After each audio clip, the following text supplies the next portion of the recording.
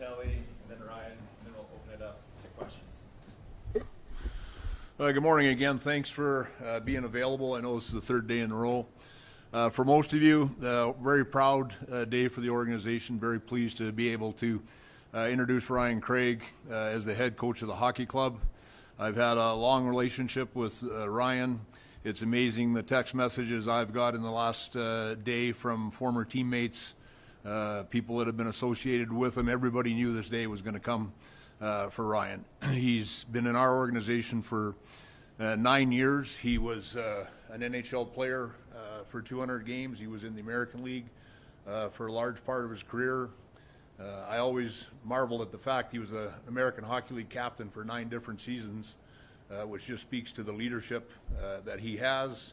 I've known him since he was 15 years old. He played 5 years in our organization. I've seen firsthand, what he does to people around him, how he treats people. I've said to him many times, Craig, you're going to be a really good NHL head coach if you're not in a hurry, and you need to do it in the proper steps. And he's done exactly that. He was a really important part of our staff that won the Stanley Cup, 6 years in our organization as an assistant coach under 3 real good head coaches. Good experience for him there.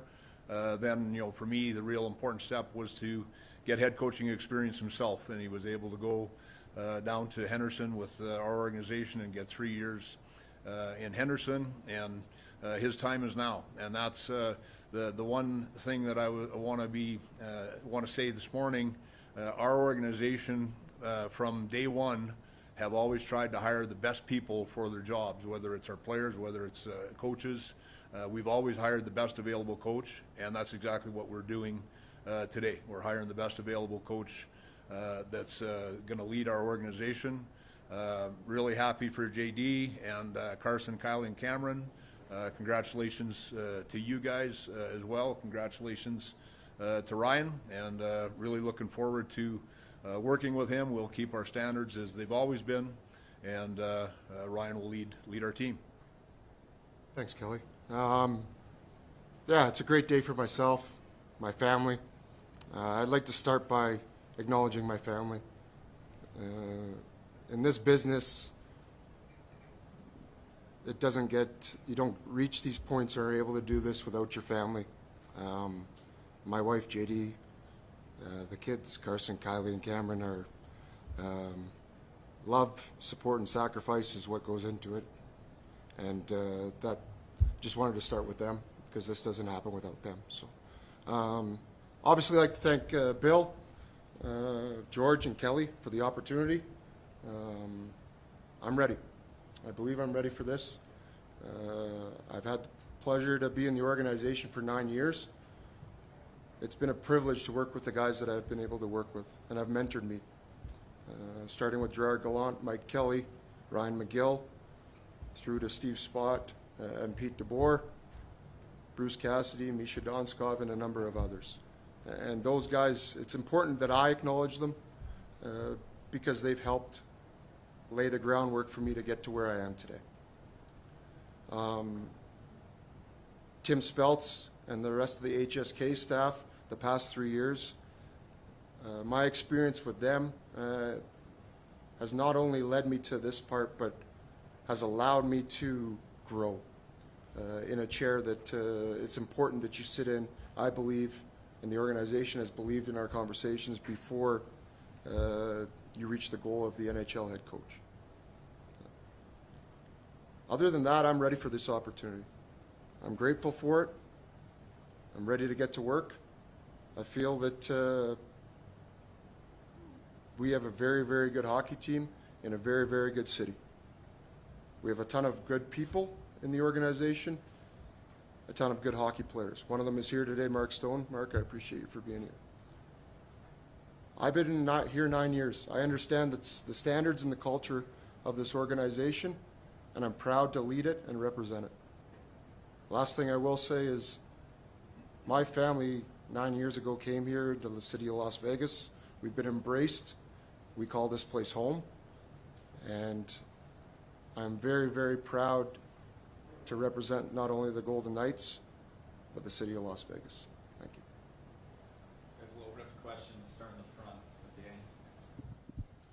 Ryan, first off, congratulations. Thank you. Question for both of you, if I can. Kelly, we'll start with you. Just can you elaborate more on the familiarity with Ryan and the organization, just how much easy that makes this transition for Ryan being a first-year coach? And Ryan, if you can kind of elaborate further, just why now do you feel you're ready for this challenge? Yeah, I think it sure helps that he's been in our organization just in terms of the familiarity with, still a number of players that were part of the teams that Ryan was on with the Golden Knights. Relationships with George, myself, hockey operations, analytics people. He's had time with all of those people over the years. And, even just logistics, he's going to be in the same city and all of those things that help. But, that for me makes it pretty seamless. And, it's a matter of doing it now at the next level for him. As for why I'm ready, I'm prepared. I think 9 years of doing this. Even the last half of my career, I was hoping and planning to be a coach. I talked about when I went to join the Pittsburgh organization and working with John Hines, who was a young head coach. I started to keep a journal and built that through as I went through my experiences, things I liked as a player, but through the eyes of a coach.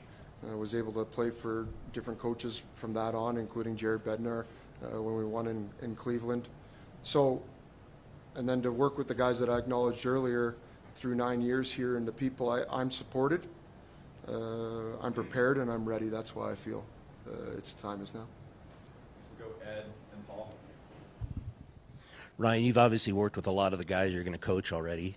The room is described as a veteran room, great leadership. They kind of they can police themselves. What is the difference about a head coach, first-time head coach, approaching that room compared to guys you're trying to teach how to be pros? Well, this is a unique situation in the sense of I am a first-time head coach, but I do know a lot of people in the room. I've won with the guys in the room. So there's a relationship there that was obviously on a different chair as an assistant coach on Bruce's staff. But I believe that there didn't mean that because I was an assistant coach there wasn't tough conversations had. There wasn't accountability held by myself with those guys to the standards.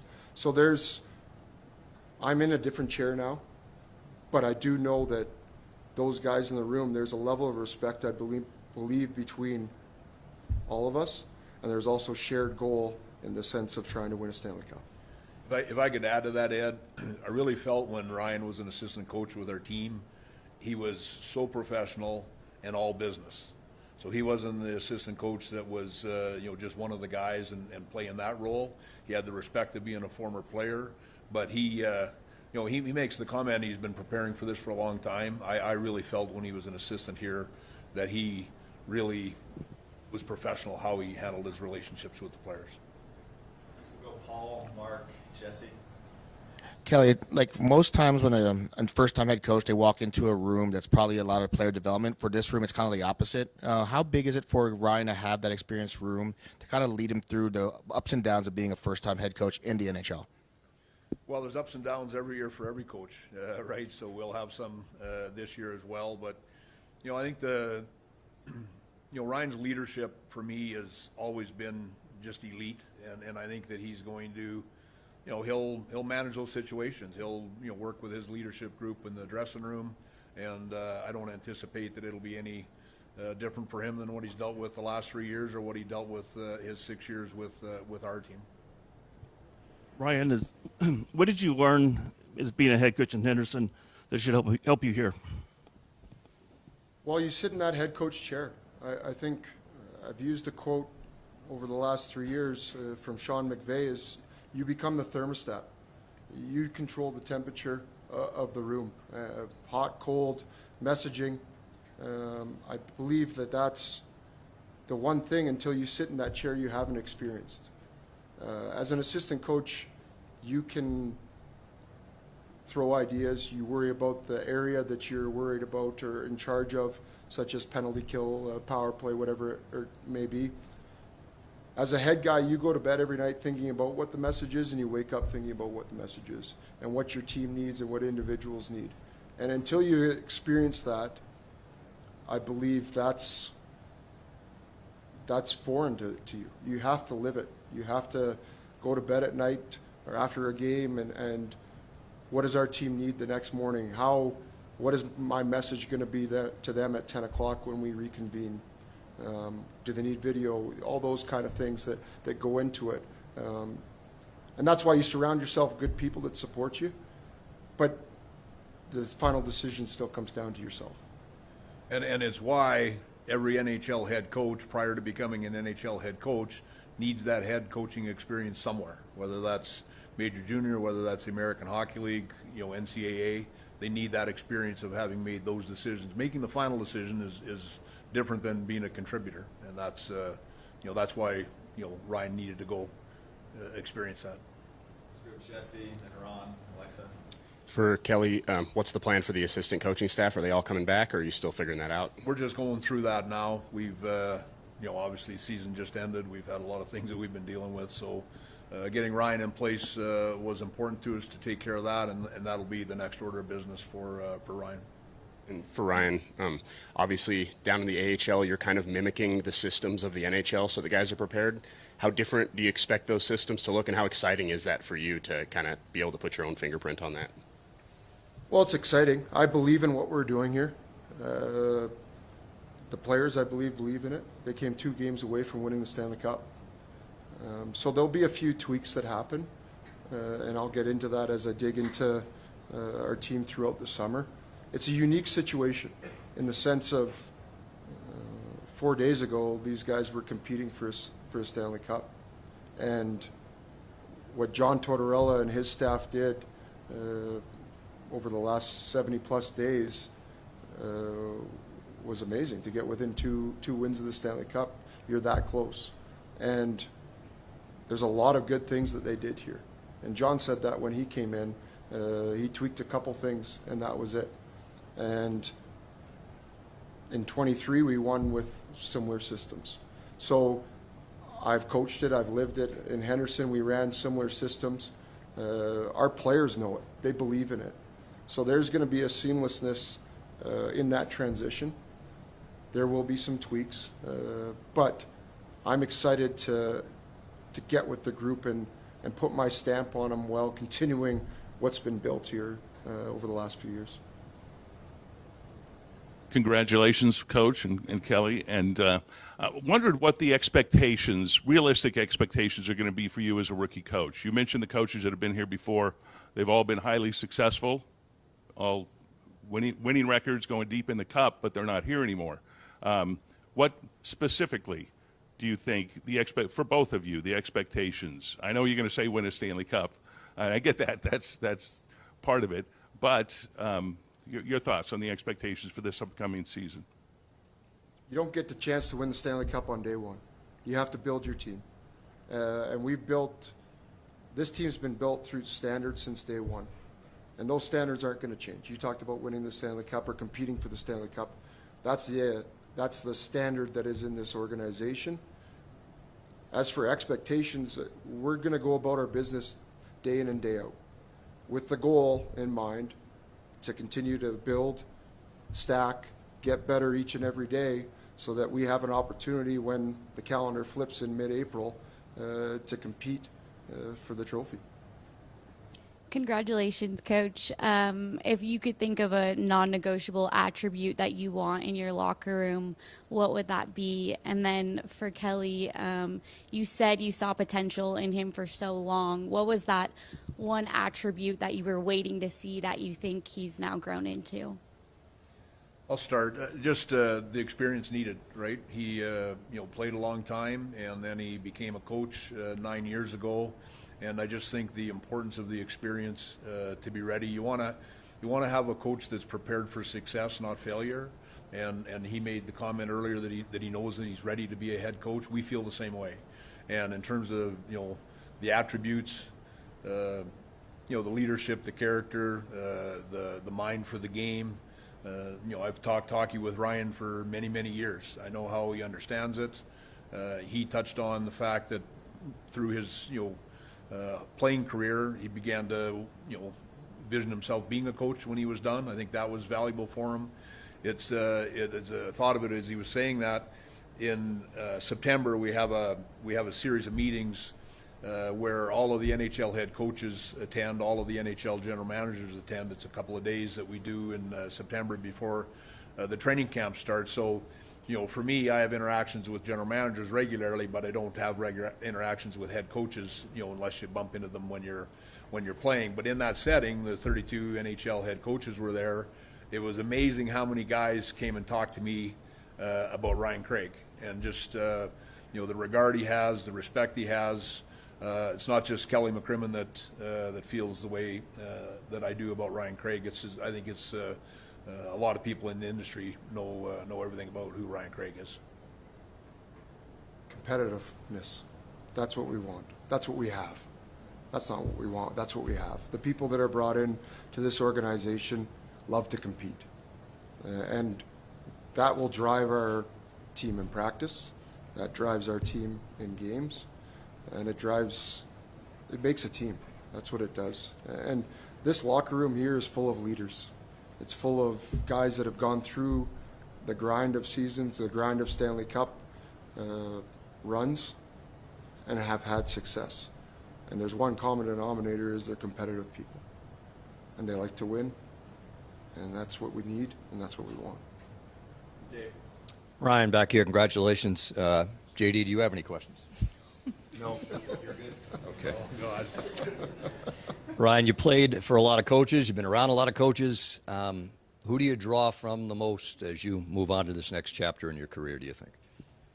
Well, I think my first NHL coach was John Tortorella. And Torts and I have a great relationship, a relationship that's continued to grow as I've gotten to the coaching fraternity. Grew again as I was around here during the playoffs. A man that gave me my first opportunity to play at the NHL, a level that everybody dreams of getting to. When I look at guys that I've played for as I went through the American leagues, one guy is Jared Bednar in Colorado, who we won a Calder Cup together in Cleveland in 2016, 10 years ago. The influence and the longevity that he's shown in Colorado is something I strive for. Guys of John Hines I've played for, Brad Larson, different coaches along the way that have helped influence and shape who I am, and I am proud to call mentors and friends. Go back to Danny, then Derek, and then Paul. Kelly, to kind of piggyback off Jesse's question about the assistant coaches, as far as Ryan's replacement goes, do you see a situation where you could probably promote from within the organization? Is that something that's possibly on the table? We'll look at that, Danny, and again, those are things that we're fully engaged on already since we've made the decision with Ryan, but we're working on that right away. And Ryan, I'm curious, kind of an on-ice aspect, when you were an assistant here, one of the things that was a big sticking point was face-offs, and obviously that was why Chandler Stevenson was so good in 23. Jack was really good in 23. It was a bit of a struggle in the Cup final for this group, was face-offs. How important is that to kind of get back to basics as far as winning the draws, things of that nature, and establishing that part of the game? Well, face-offs are important. I believe in the details of the game. Face-offs are a part of that. It's one of the only structured things that when the puck is dropped and you're set. And they had a plan here for that, and we'll continue to have a plan for that. What I can bring is some experience in the face-off circle, but they have good people here. They had good coaches here that work through it. The other team has good players and coaches in the dot as well. So my face-off philosophy is we'll have a plan when we win it. We'll have a plan when we lose it. Our centers will be prepared, but we'll also be in the point of it's one play in the game that we'll be ready for. We'll react and move off of that. First of all, Coach, congratulations again. Kind of going off of what Kelly just said, if/when the players from Henderson are ready to make the jump to the NHL lineup, how will your prior experience with them help create a seamless transition? Well, I have a relationship with those guys. That would be the main thing, is they know who I am, my expectations. But I do have that with a lot of guys in this locker room too. There's a lot of good people in Henderson, a lot of good players in Henderson. We've built over 3 years continually to get better. Some of those guys that we're talking about have been there for 3 years. Others have been 1 or 2. So there's a lot of guys that are pushing, as we did our exit interviews in Henderson this year, pushing and knocking on the door. Their job is to make our decisions hard and push and continue to grow their game, develop their game while being where their feet are, no different than a coach or anybody else in this organization. Ryan, you mentioned a journal that you started way when you wanted to start the journey to becoming a head coach. For you, what was the kind of the reflection from the starting point? Like, what was the biggest things that you felt you had to work on when you started your journey to how far, like what is left for you to kind of like reflect on and improve now at this level?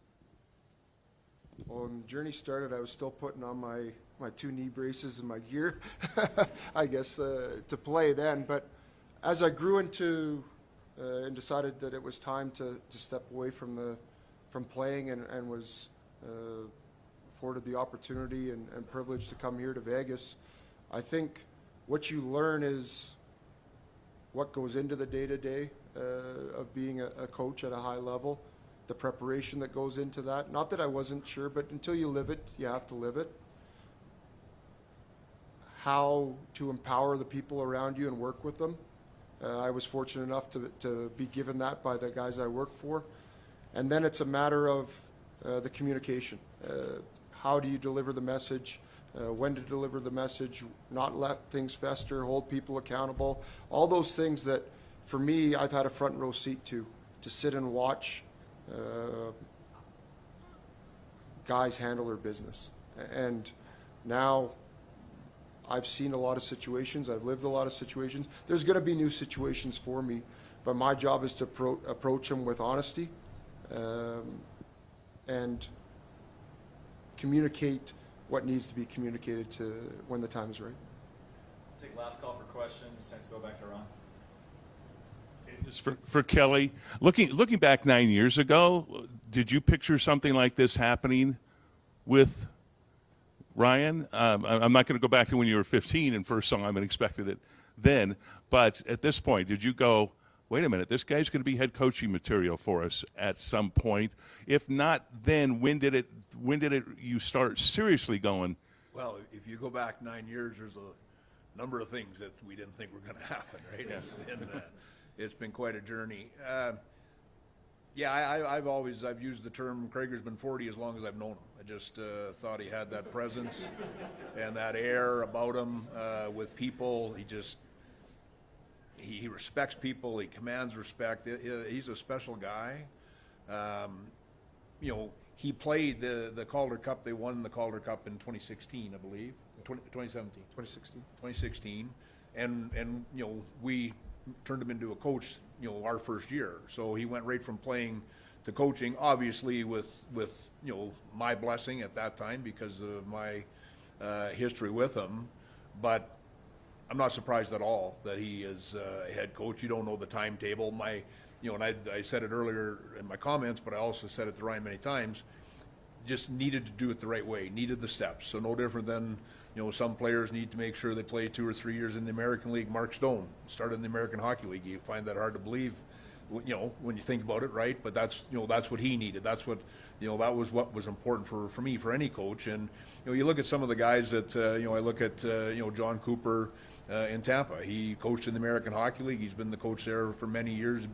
Ryan mentions Jared Bednar. So that's what Ryan needed. And then I guess as we sort of, got further into it, when was going to be the stepping off point where he needed to go get that head experience, right? So was that going to be after his 3rd year? I think we talked about it sort of as one of his contracts was ending and we put him on to his next one. When's the right time for that opportunity? And after we won here, it just seemed like the perfect time for him to go be a head coach. So, by that point, no, I'm not surprised at all. And, we're fortunate we've been able to develop our own head coach. That's not very common, quite frankly. And we're glad that we've been able to, keep him in our organization and have him lead our team. Last few, next we'll go Ryan, then Taylor. Hey, Ryan, congratulations. You mentioned some of the coaches that you played for, and you had 3 really good coaches that you worked with here in Gerard Gallant, Pete DeBoer, Bruce Cassidy. What are some of the lessons and traits you picked up from those 3? Well, I think one of the things that you see is the honesty that comes with it, the position, the communication, the relationship building. Each guy was different in how they did that and handled that. There's obviously the hockey part, the bench, the acumen that goes into that. Each guy was different in the way he handled the day-to-day, whether it was anything from meetings to practice to video. So my job is to be Ryan Craig, but you also have to take pieces and things that you've learned along the way with all those guys that I've worked with. And then you implement those if you believe in them, or you make a different decision. And with those guys, the one thing that never happened was there was always accountability and things never festered. They didn't let things drag out. Things were, we take care of our business and then we move on to the next thing, because this game is too hard and it drags too, physically and emotionally, to waste time on anything else when you need to get ahead and get on to the next thing. And I think that's what I learned from those guys. Face any problems or dilemmas that you have to have, let's correct it, whether it's with your team or an individual player. We get to it, and then let's move on, and we're worried about winning hockey games. Taylor. Obviously, Mark Stone here, you've battled with a lot of these guys before, which is a really unique experience. What are you most looking forward to being on the ice with them again and just creating that competitive culture? Well, when you say we've battled with them, the players are the guys that battle. They're the ones that put in the work. They're the ones that go to battle, as you say, each and every night, and sacrifice that way. My job is to provide structure, instill belief, provide energy, and push these guys to reach their highest level as individuals and as a team. And that's where my job comes in. My job isn't, when the puck drops, is to battle, but my job is to put these guys in a position to play to their strengths, to execute at the highest level they possibly can, and then to ultimately succeed. And that's what the players do, and it's always going to be about the players in that sense. That's not going to change, but my job as a coach is to help guide them and facilitate that for them. Last question today will come from Alexa. Hi, Coach. I just loved your opening statement about your family and what that means to you. You're now starting this new chapter in your life, so people who want to know who Ryan Craig is as a person, as a coach, how would you describe that? Well, I think my family, starting with my wife and kids, my parents, our extended family, that represents who I am. That's the easiest way I can say it. Very, very proud of my family.